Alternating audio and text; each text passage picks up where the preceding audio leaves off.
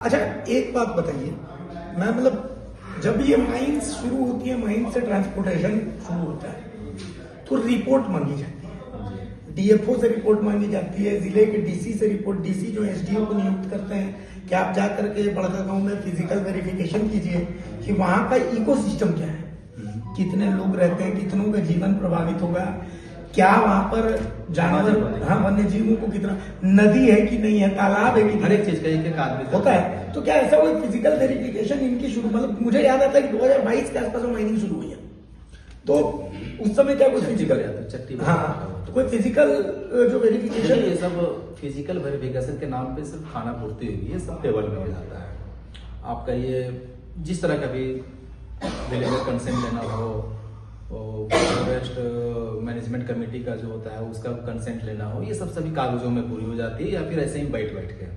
अभी एक चट्टी बरियातू का ही एक मामला है, पोल्यूशन क्लियरेंस लेने के लिए इसने जो विलेजर कंसेंट लिया इन्वायरमेंट क्लियरेंस के लिए, उसमें तो आपको देखेंगे, दस्तावेज देखेंगे तो हंसेंगे आप। इसलिए हंसेंगे कि उसमें डीडीसी के नाम पे पूरे प्रोसीडिंग ग्राम सभा कराने की दिखाई गई है। अच्छा। और डीडीसी ने जो डीसी को लेटर लिखा है, उस लेटर में ना डीडीसी का सिग्नेचर है और ना डीसी अपॉइंटमेंट जो किया गया था डीसी के द्वारा डीडीसी को उस समय 9/10 में उसका पत्रांक दिनांक है, और ना डीडीसी ने जो रिपोर्ट भेजा उसका उनका अपना पत्रांक दिनांक है। इस तरह ब्लैंक पेपर पे इन लोगों ने फॉरेस्ट क्लियरेंस, इन्वायरमेंट क्लियरेंस ले लिया। इसको लेकर के हमने भारत सरकार को लिखा, भारत सरकार ने स्टेट गवर्नमेंट को लिखा, तब ये लोग लिपापोती कर रहे हैं कि ये नहीं है, वो नहीं है, वो नहीं है।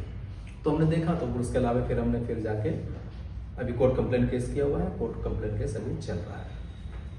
मंटू जी, ये तो गजब बात आप बताए, मतलब बिना ज्ञापन पत्रांक के, मतलब फर्जी डॉक्यूमेंट्स का उसमें यही प्रतीत होता है कि भाई यही प्रतीत नहीं होता है, ये प्रूफ है, हम आपको प्रूफ करेंगे। हम तो बोल रहे हैं कि हम तो विभाग को लिख के दिए, डीजीपी को लिख के दिए, सबको लिख के दिए, हमने लिखित दिया, दस्तावेज के साथ दिया है, यहाँ तक कि थाना को दिया। तो आप ये देखिएगा पुलिस प्रशासन भी कितना मजबूर कहिए या फिर उसका समर्थन में कहिए कि हमने वहाँ के लोकल थानेदार को लिख के दिया।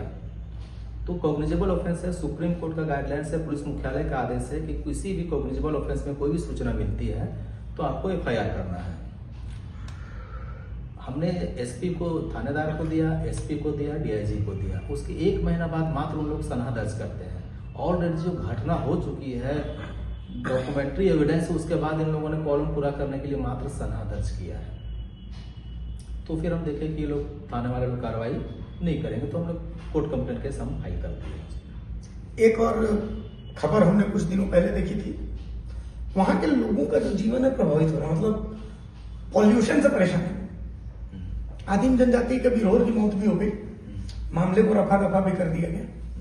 हमारे सहयोगी अभी जाकर के वहां ग्राउंड जीरो की उन्होंने रिपोर्ट तैयार की, तो उसकी भी रिपोर्ट है, वो रिपोर्ट भी एक बार हम लोग देख लेते हैं ताकि उस पर भी हम एक बार आपसे चर्चा कर सकते हैं। एक बार वो रिपोर्ट भी दिखाइए। तो हम पगार के बिरहोर टोला में पहुंच चुके हैं। एक तरफ देख सकते हैं, ये बस नाम मात्र का एक यहाँ 10 फीट का ऊंचाई का एक पर्दा लगाया गया है ताकि यहाँ जो प्रदूषण हो वो नहीं हो, लेकिन उसके बावजूद आप सीधे तस्वीरों में देख सकते हैं ये प्रदूषण कोई रुकने का नाम नहीं लेता है। प्रदूषण तो एकदम आता ही आता है, इस पर कोई ये बहुत बड़ा चीज नहीं है, इससे कोई इनका बचाव होने का नहीं है। बीच वाला जो घर देख रहे हैं, इसी घर में 2 लोगों की मृत्यु हो गई थी।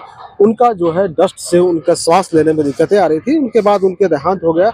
हम कुछ लोगों हैं उनसे हम बात करने का प्रयास करते हैं, लेकिन देखते हैं को क्या कुछ बताते हैं इस बारे में कि घटना कैसी घटी है।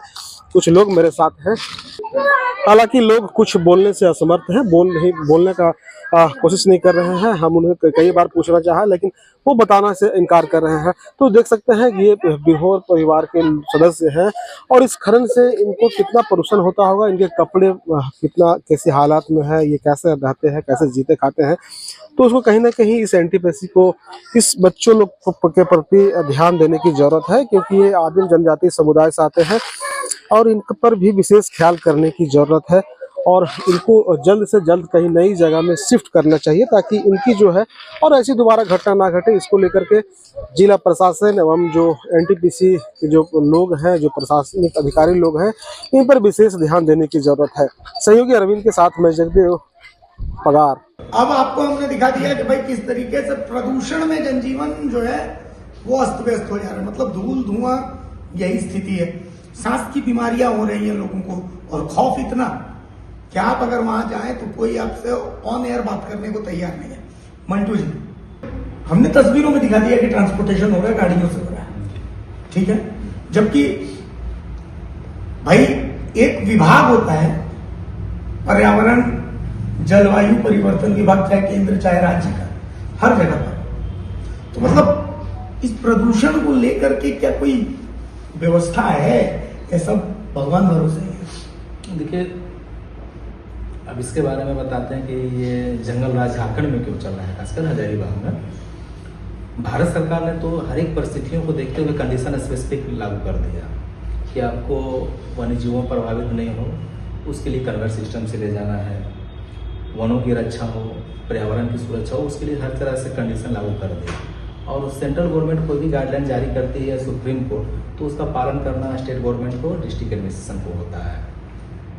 लेकिन जब वही लोग उसके एजेंट बन जाएंगे तो आप किससे उम्मीद करेंगे? आप विधानसभा में, भारत सरकार में उसके एजेंट के तौर पे रिपोर्ट भेजेंगे। यहाँ तक कि विधानसभा में विभागीय जवाब आप नहीं देंगे, आप एक्यूज पर्सन से, यानी कि चोर से ही पूछ के आप अपने सरकार को जवाब दे रहे हैं, और सरकार से विधानसभा में झूठी जवाब दिलवा रहे हैं। विधानसभा में क्या हुआ, क्या सब? तो उसके बाद आप क्या कर सकते हैं? क्या हुआ, क्या विधानसभा? विधानसभा में हुआ यह था कि पूर्व विधायक लोबिन हेम्ब्रम फॉरेस्ट क्लियरेंस के आधार पे जो कन्वेयर सिस्टम से ट्रांसपोर्टेशन करना था एनटीपीसी पकड़ी बरवाड़ी को, उस पर सवाल पूछा था कि फॉरेस्ट क्लियरेंस करने के बाद कन्वेयर सिस्टम बन जाने के बाद विशाखापट्टनम से ट्रांसपोर्टेशन क्यों हो रहा है। तो विभाग को आया जवाब देने के लिए, सरकार हाउस से आता है तो डिस्ट्रिक्ट डीएफओ पास गया। वहाँ डीएफओ ने क्या किया कि उसको तो अपने विभागीय आदेश जो होता है फॉरेस्ट क्लियरेंस का, उसके हिसाब से देख के रिपोर्ट देना चाहिए था। डीएफओ ने क्या किया कि जो उल्लंघन कर रहा है उसका, उसी एनटीपीसी से पूछ के, अच्छा, और उसी एनटीपीसी से पूछ के सरकार को जवाब भेज देता है, और सरकार को जवाब भेज देता है। उसके बाद पूछा गया था सब क्वेश्चन फॉरेस्ट डिपार्टमेंट से, और वह जो नोटिफिकेशन देते हैं वह था इन्वायरमेंट डिपार्टमेंट से। यानी इन्वायरमेंट कानून, इन्वायरमेंट प्रोटेक्शन एक्ट अलग होता है, फॉरेस्ट प्रोटेक्शन एक्ट अलग होता है। सवाल पूछा गया था फॉरेस्ट प्रोटेक्शन एक्ट से रिलेटेड, और वो जवाब देते हैं इन्वायरमेंट प्रोटेक्शन एक्ट से। और देखिए कि प्रकाष्ठा देखिएगा मूर्खता की, या फिर उसके लिए शरणागत होने की, कि जो जवाब विधानसभा में उसने डीएफओ ने भेजा, वही जवाब को पुनः एनटीपीसी से वो स्पष्टीकरण पूछते हैं और उसको मानने से इनकार करते हैं, कहते नहीं ये सफिशिएंट जवाब नहीं है, उसका पालन कीजिए। यानी खुद अपने ही खिलाफ अपने ही जांच करते हैं, सोच करते हैं उस लेटर के लाइट में, और वो उसको खारिज करते हैं। तो इसे आप किस नजरिए से देखिएगा ये बताइए। और जब इसकी जांच हमने भारत सरकार को लिखा, स्टेट गवर्नमेंट ने जांच के लिए लिखा, तो उसकी जांच पूर्व पीसीसी सत्यजीत सिंह को मिला।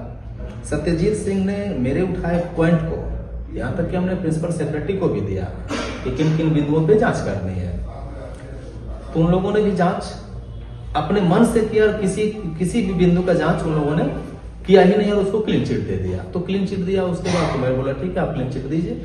हमने अभी ऑनलाइन एफआईआर किया है, पुलिस अगर करती नहीं है तो फिर सारे मुद्दे को उठा के एक बार हम हाईकोर्ट में फाइल करेंगे, और टी गोदावरी का जो केस सुप्रीम कोर्ट में चल रहा है अभी इन्वायरमेंट और फॉरेस्ट प्रोटेक्शन को लेकर के, हम उसमें एक आईए फाइल करेंगे। उसके लिए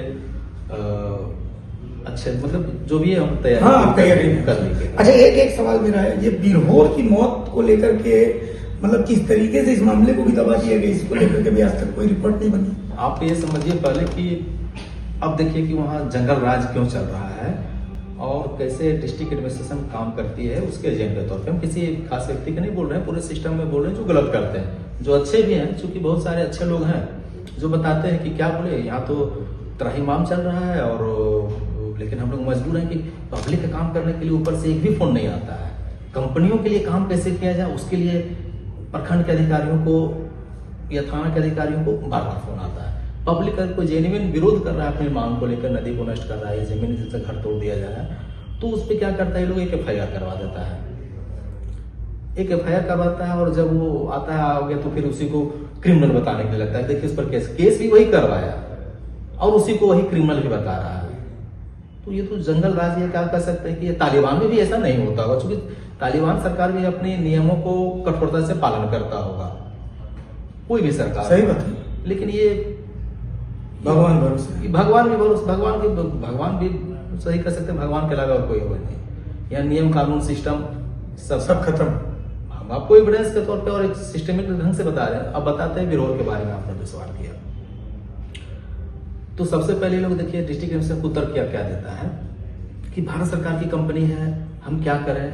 तो मेरा यह कहना रहता है कि भारत सरकार की कंपनी हो चाहे पाकिस्तान की सरकार हो, ब्रिटिश सरकार की हो, हर चीज काम करने के लिए एक नियम और सिस्टम बनाया फॉलो तो सबको करना पड़ेगा। अब उस फॉलो करने के लिए आपको देख बोला गया, आप उसके तरफ फॉलो नहीं होने देते हैं। दूसरा बात यह बोलते हैं कि भारत सरकार है, नहीं वो तो फॉलो नहीं करवाते हैं आप। जब भारत सरकार ही कई बार स्टेट गवर्नमेंट को चिट्ठी लिख रही है, स्टेट गवर्नमेंट डिस्ट्रिक्ट एडमिनिस्ट्रेशन को कई बार चिट्ठी लिख रही है, तो आप जेन्युइन रिपोर्ट ना भेज के उसके एजेंट के तौर पे रिपोर्ट भेजते हैं। तो ये डबल स्टैंडर्ड देखिए अधिकारियों का। अब ये उतने बड़े अधिकारी जब रिपोर्ट, पढ़े लिखे अधिकारी जब इस तरह से रिपोर्ट बनाते हैं तो उनको उनके कर्तव्य के प्रति कितना समर्पित है आप अनुमान लगा लीजिए। जिनको रक्षक की भूमिका दी गई है वही भक्षक और ये भक्षक के एजेंट के तौर पे कार्य कर रहे हैं। तो जनता, आपने भी कुछ देर पहले बताया कि पब्लिक कुछ बोलने के लिए इसीलिए नहीं बोलने के लिए तैयार होती है। नहीं, लेकिन आज कुछ अगर आप बोलेंगे तो कल आपको कंपनियों का एक पक्ष है कि भाई हमने तो कॉलोनी बसा दी, लेकिन वहां के लोग कॉलोनी में नहीं जाना चाहते हैं। और आपको उसके बारे में बता देते हैं। पहली बात यह दोहराइए कि बिरहोर कम्युनिटी, जिसको यूनेस्को संरक्षित की सेंसिटिव ये कम्युनिकेट का ये मानता है कम्युनिटी। और दूसरी बात है कि ये कह रहा है कि हमने उसको बसा दिया है। आप ये बात बताइए अभिषेक जी कि इसको जब फॉरेस्ट क्लियरेंस मिल रहा था या माइनिंग चालू हो रहा था, उसके पहले आपने क्यों नहीं बसाया उसको? और आप बोलते हैं बिरहोर कम्युनिटी को कॉलोनी में, क्या बिरहोर कम्युनिटी का कॉलोनी या वातावरण या उन लोगों का जो सामाजिक प्रथा है, क्या वो कॉलोनी में बसने का है कि उसे जंगल में भी उसी लिए उचित बसाने का है? उन लोगों के लिए तो अलग जंगल में देना है और उसी के अनुकूल आपको वातावरण देना है। और आप अभी कह रहे हैं जब माइनिंग चालू हुआ उस समय आपने उसको बसाने के लिए जो चिट्ठी लिखा उसने आपने उसका पालन क्यों नहीं किया? क्यों? क्योंकि कंपनी को कोल मंत्रालय से कोल माइंस रिजेक्ट होने का ये हो गया था। कंपनी कोल मंत्रालय ने उसका 30% सिक्योरिटी जब्त कर लिया था प्रोडक्शन चालू नहीं होने के कारण। तो उससे बचाने के लिए डिस्ट्रिक्ट एडमिनिस्ट्रेशन जाके उससे खड़ा होकर कोयला का परसेंट चालू करवा दिया।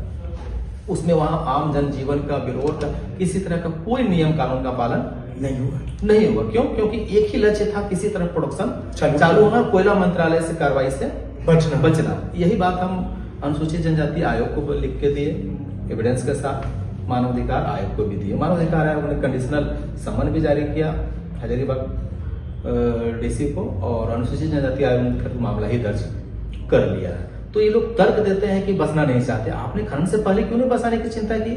जब आपको भारत सरकार या मानवाधिकार आयोग संस्थाएं जब आपको बराबर रिमाइंडर कर रहा है तब आपको ये दलील दे रहे हैं, और आप उस रिपोर्ट पे क्यों नहीं कार्रवाई कर रहे हैं? जो एसडीओ ने बोला था कि जब तक बिरहोर परिवारों को अन्यत्र कहीं बसा नहीं दिया जाता तब तक कानून कार्य संरक्षण नहीं होगा, तो आप स्टेट गवर्नमेंट को रिपोर्ट भेज देते हैं। एसडीओ की ऐसी कोई रिपोर्ट है? एसडीओ ने रिपोर्ट में अपनी डीसी को चिट्ठी लिखा, हजारीबाग डीसी को, बोला कि वहां पे वो लोग खतरे में जी रहे हैं या फिर प्रदूषण से बहुत भयावह स्थिति है। ऐसा ही कुछ सेंटेंस हमको पूरा याद नहीं, लेकिन उन्होंने ये लिखा लास्ट में कि जब तक बिरहोर परिवारों को अन्यत्र नहीं बसा दिया जाता है तब तक खनन कार्य करना श्रेयस्कर नहीं है। उसके बावजूद अभी तक खनन कार्य कैसे चालू, उनकी रिपोर्ट पे कार्रवाई क्यों नहीं हुई? तो ये आप चौथी दलील दे रहे हैं आप कि हमने बसाना चाह रहे हैं लेकिन बसाने, खनन कार्य करने से पहले क्यों नहीं बसाया आप? एक तरफ जब कोई मर गया तो उसकी जांच के लिए आप चीता से लाश को उठा देते हैं, और कितने मासूम आप बनते हैं कि आप जब बिरहोर परिवार वाला तो उसका पोस्टमार्टम नहीं करवाया।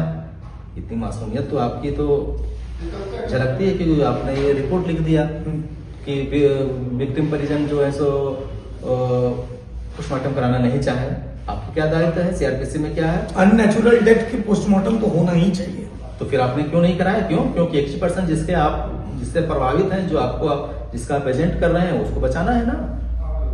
अब कोई बाम पब्लिक करे तो एक डॉक्यूमेंट्स के साथ फिलहाल आपने एसटी आयोग से लेकर के मानवाधिकार अनुसूचित जनजाति आयोग ऑलरेडी मामला दर्ज कर चुका है। डीसी एसपी का रिपोर्ट खारिज कर चुका है उसने। इन लोगों ने जवाब दिया था, तो हमसे अनुसूचित जनजाति आयोग से आपत्ति मांगा गया था कि डीसी एसपी ने रिपोर्ट दिया है, आपको इसमें क्या करना है? तो हमने बजाते सारे तथ्य और दस्तावेज के साथ आयोग को कागज उपलब्ध कराया। आयोग ने हमारी बातों को माना और उसने मामला दर्ज करने का हमारे पास मेल आया कि आपका मामला दर्ज हो गया है। वो अप्रूवल के लिए कोई प्रोसीडिंग होगा, अभी लगा हुआ है, नोटिस जल्द जारी हो जाएगा। तो मतलब अभी ये लड़ाई जारी रहेगी? देखिए, लड़ाई तो हमारी किसी से व्यक्तिगत लड़ाई नहीं है।